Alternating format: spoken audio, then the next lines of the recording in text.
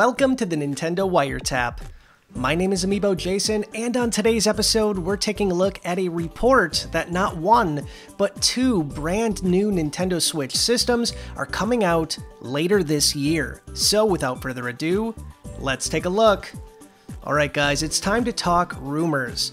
And this one is a little bit more than just a rumor, only because this time it's coming from the Wall Street Journal. In fact, the Wall Street Journal's very own tech reporter Takeshi Mochizuki was even one of the first people to say that Nintendo's latest system was going to be a hybrid device, and lo and behold, of course it was. So here's what we know so far. The Wall Street Journal is claiming that two brand new Nintendo Switch SKUs are on their way out. Both of these systems could be out by the end of this year. So let's take a look at both of these. Now the very first one has me really excited, and that's a portable version of the Nintendo Switch.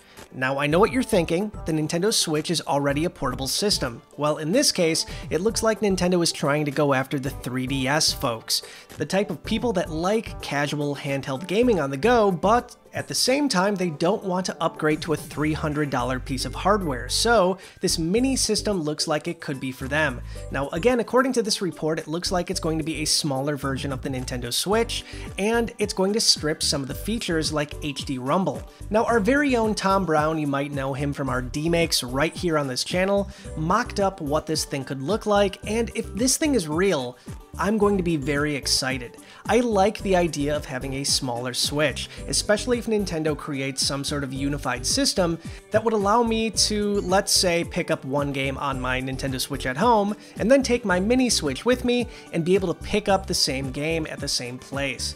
Here's hoping. Not to mention, I just love handheld systems, I really do. And like I said before, I know the Nintendo Switch is technically a handheld system, but the idea of something that could actually fit in my pocket gets me super excited, so I really hope this one's real.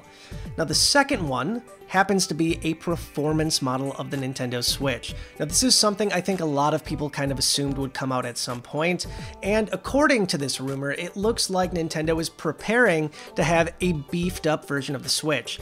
Okay, now according to this report, it's not going to be on the same level as the PS4 Pro or the Xbox One X, but it seems like it's going to have additional features. So my guess is we're going to see beefier hardware that would allow games to run at a higher spec if you have this system. Now, maybe like the new 3DS, we might see specific games that only come out on this new system, but I think the safer bet here is that Nintendo's going to do something similar to Sony. That is, essentially have PS4 games also be able to be played on the PS4 Pro with enhanced visuals. I can't imagine Nintendo is going to alienate all of these Nintendo Switch fans with a brand new system so soon. But who knows, maybe I'm wrong.